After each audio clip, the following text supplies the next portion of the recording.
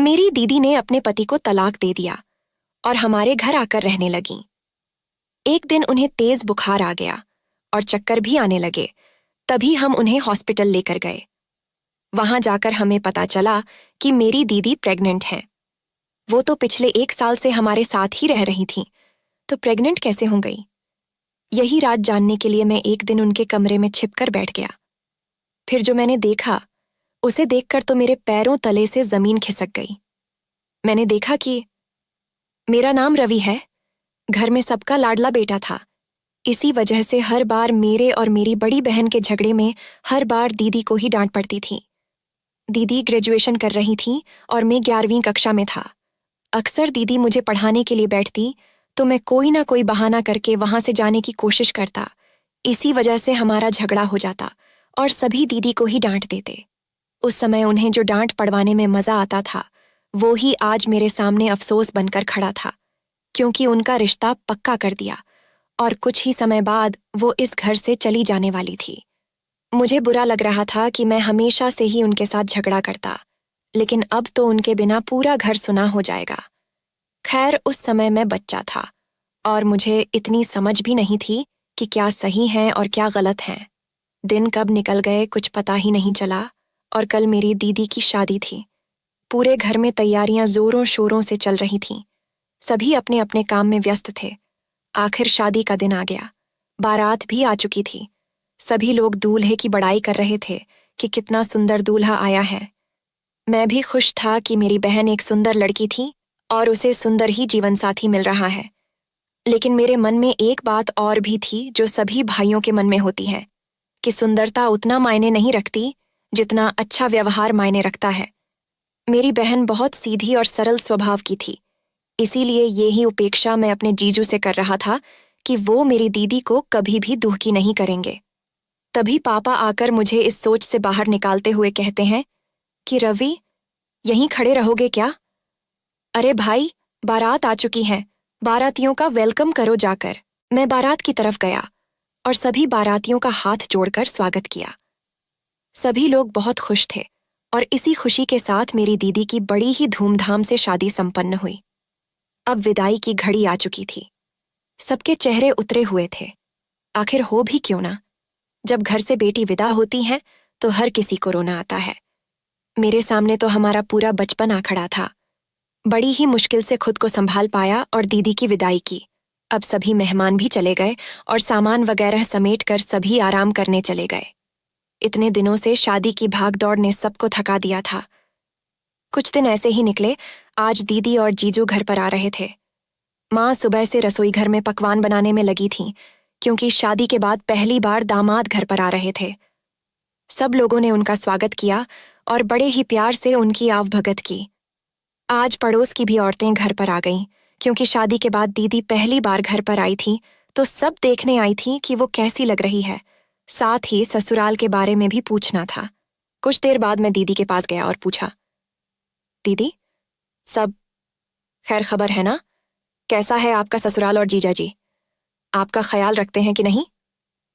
तभी दीदी हंसते हुए बोली कि बहुत अच्छा है, तेरे जीजू भी बहुत ख्याल रखते हैं। मुझे किसी भी तरह की कोई कमी नहीं है। सब लोग मुझे अपनी बेटी की तरह ही रख रहे हैं। मुझे बहुत संतुष्टि और खुशी महसूस हुई कि दीदी अपने ससुराल में खुश है। आखिर मैं यही चाहता था, क्योंकि मेरे मन में अभी भी अफसोस चल रहा था कि मैंने अपना पूरा बचपन और जवानी दीदी के साथ झगड़ा करने में गुजार दी है। खैर, कुछ देर बातें करने के बाद खाना वगैरह खाकर वह लोग चले गए, क्योंकि जीजू को कोई काम था, इसलिए वह ज्यादा देर रुक नहीं पाए। कुछ दिन ऐसे ही हंसी खुशी निकलते गए। एक दिन मेरे पास मेरे दोस्त का फोन आया कि हमारे दूसरे शहर में एक बहुत अच्छी कंपनी खुली है, उससे मुझे जॉब लेटर आया है और अगर तुम्हें भी जॉब करनी है तो तुम उसमें अपना इंटरव्यू देकर आ सकते हो। मैंने अपने पापा से बात की और दूसरे दिन इंटरव्यू के लिए चला गया। मेरी किस्मत ने साथ दिया और मैं इंटरव्यू में पास हो गया। वहां पर मुझे बहुत ही अच्छी पोस्ट पर जॉब मिल चुकी थी। अच्छी कंपनी होने के साथ साथ सैलरी भी अच्छी थी। मैं दिन रात मेहनत करने लगा और कंपनी में अच्छे से पैसे कमाने लगा। मुझे कमाते देख पापा और माँ दोनों ही बहुत खुश थे। जब दीदी को भी यह बात पता चली तो वह मुझे बधाई देते हुए कहने लगी, क्यों रे छोटे, तू कब से इतना बड़ा हो गया कि कमाने लग गया है? खैर, बहुत अच्छा हुआ कि तू कमाने लग गया है। पापा की भी कुछ जिम्मेवारियां कम हो गई हैं, इसलिए अब तेरे लिए भी लड़की देखना शुरू करेंगे ताकि तेरा भी घर बस जाए। बहुत दिन तुमने मौज मस्ती कर ली है। ऐसे ही हम दोनों बहन भाई काफी देर तक एक दूसरे के साथ हंसी मजाक करते रहे। फिर दीदी ने फोन कट कर दिया और मैं भी सोने चला गया। एक दिन दीदी और जीजू का कॉल आया। उन्होंने मुझसे बात नहीं करते हुए माँ और पापा से बात करवाने के लिए बोला। मैंने फोन पापा को पकड़ा दिया। तभी पापा से बात करते हुए दीदी ने कहा कि हमने रवि के लिए एक लड़की देखी है। मेरी बुआ सास की लड़की है। वह लोग अपनी बेटी का रिश्ता देख रहे हैं, इसलिए मैंने रवि के बारे में उनसे बात की। उन्होंने कहा कि हाँ, ठीक है, अगर तुम्हारे जैसा ही तुम्हारा भाई है तो हमें रिश्ता करने में कोई हर्ज नहीं है, इसीलिए वह कल रवि को देखने आ रहे हैं। तभी पापा कहने लगे कि बेटा, लड़की की जांच पड़ताल की ना तूने, क्या हमारे खानदान के जैसे ही मेल खाने वाली है?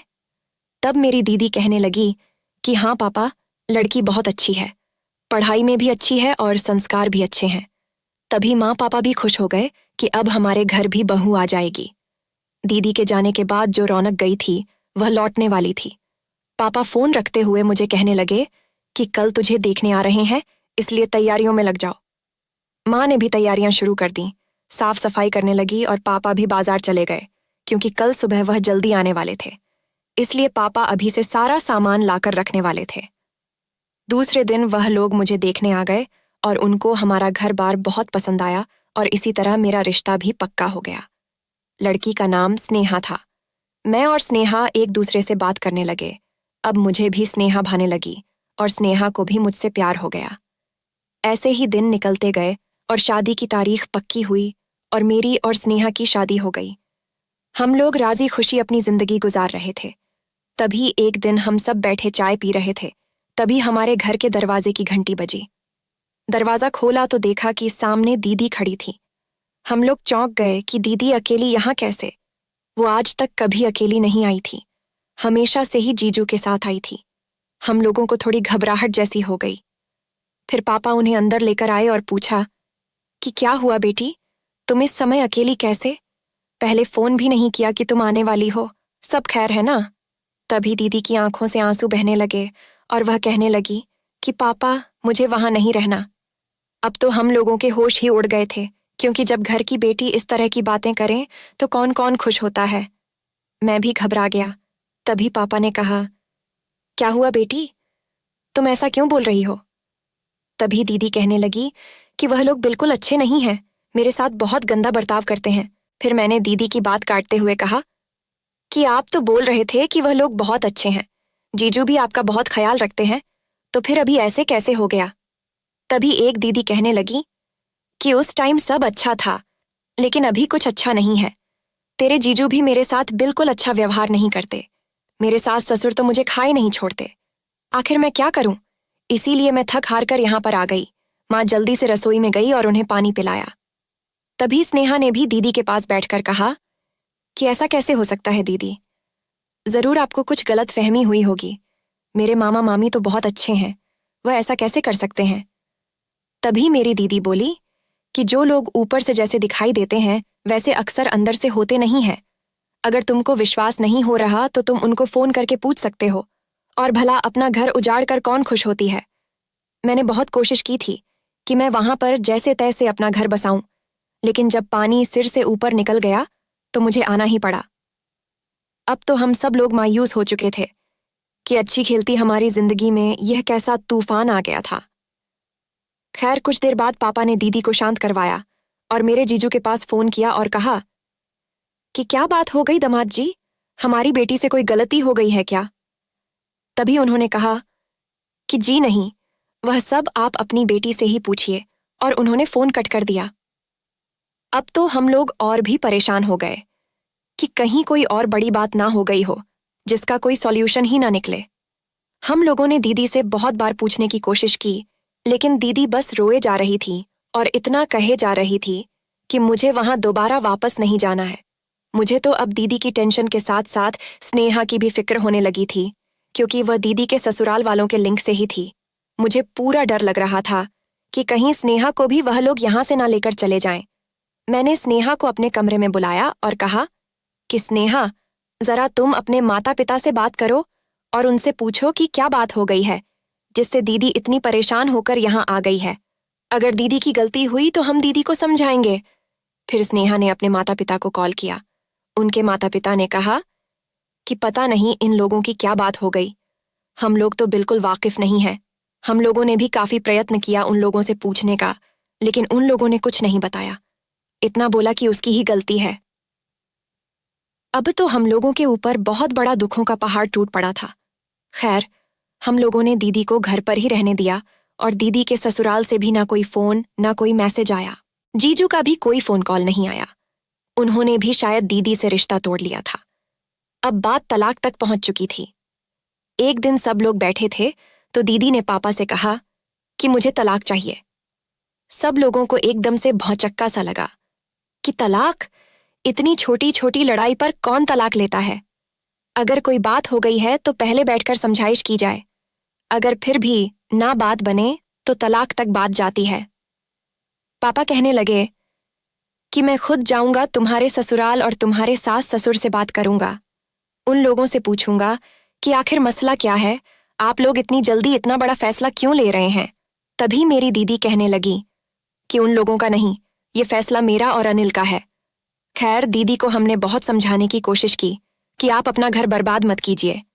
तभी कुछ देर बाद वकील को लेकर जीजू भी आ गए और दोनों ने तलाक के कागजात पर साइन कर दिया। हम लोगों को बहुत दुख हुआ कि बसा बसाया घर उजड़ चुका था। आज किसी ने घर पर खाना नहीं खाया क्योंकि इतनी बड़ी परेशानी जो हो गई थी। तभी दीदी ने सब लोगों से कहा कि आप लोग मेरी वजह से दुखी मत हो। मैं उस घर में खुश नहीं थी। मैंने बहुत प्रयत्न किया, लेकिन कोई बात नहीं बनी तो मैंने तलाक दे दिया। क्या आप लोग नहीं चाहते कि आपकी बेटी खुशी से रहे? तभी माँ ने दीदी के सिर पर हाथ फेरते हुए कहा कि बेटा, हमने तो हमेशा से ही तुम्हारी खुशी चाही थी। अगर तुम्हें लगता है कि तुम उनके साथ खुश नहीं हो तो यह तुम्हारा फैसला है।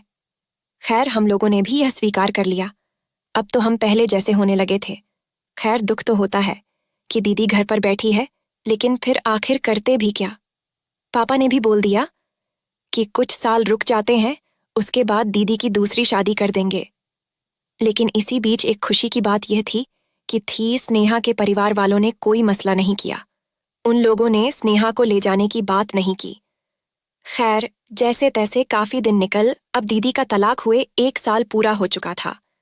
2 दिन बाद हम लोग बैठे चाय पी रहे थे, तभी दीदी अपना उतरा हुआ मुंह लेकर वहां आई। हम लोगों ने पूछा, क्या हुआ दीदी, सब खैर खबर है ना? तभी दीदी ने कहा, सब कुछ ठीक है, कुछ नहीं हुआ। लेकिन फिर जैसे ही स्नेहा ने दीदी को हाथ लगाकर देखा तो कहा कि दीदी को तो बहुत तेज बुखार आ रहा है। हम लोग घबरा गए। हमने कहा, चलो हम डॉक्टर को दिखाते हैं। तभी दीदी ने कहा, नहीं, डॉक्टर को दिखाने जैसी कोई बात नहीं है, मैं ठीक हूं। दीदी ने कुछ दवाई ले ली, लेकिन उससे कोई फायदा नहीं हुआ। दीदी को चक्कर आने शुरू हो गए। हम लोग दीदी को लेकर हॉस्पिटल गए, वहां जाकर रिपोर्ट्स वगैरह करवाई। जब उन लोगों को मेरी कमी महसूस होगी तो वह तुरंत सुधर जाएंगे। दीदी कहने लगी कि अनिल न मेरी तरफदारी कर सकते थे, ना मेरे सास ससुर की, इसीलिए इस नाटक के द्वारा सब सही करने का सोचा। हम लोगों को सब कुछ समझ में आ चुका था। माँ पापा को भी एहसास हो गया था कि वह दीदी को गलत समझ रहे थे और मेरी भी सारी गलत फहमी दूर हो गई थी। हम सब लोगों को यह जानकर बहुत खुशी हुई कि दीदी का घर टूटा नहीं था, बल्कि ये दोनों तो अपने घर को जोड़ने की कोशिश कर रहे थे। और उन दोनों को एक साथ देखकर और उन दोनों का एक साथ प्यार देकर हम लोगों को बहुत खुशी हुई। ये सब देखकर मैंने और स्नेहा ने भी एक दूसरे से वादा किया कि कभी भी कोई दिक्कत आई तो हम एक दूसरे का साथ देंगे और ऐसे ही प्यार से रहेंगे। दीदी के इस नाटक से हम लोगों को बहुत बड़ी सीख मिली थी कि रिश्ता खत्म करने की बजाय उसे सुधारने का प्रयास किया जाए तो हल निकल ही आता है। शांति से किया गया काम हमेशा गुस्से पर भारी पड़ता है और टूटते रिश्तों को बचा लेता है। दोस्तों, अगर आपने यहाँ तक वीडियो को देख लिया है तो प्लीज इस वीडियो को लाइक करके चैनल को सब्सक्राइब भी कर दें। धन्यवाद दोस्तों।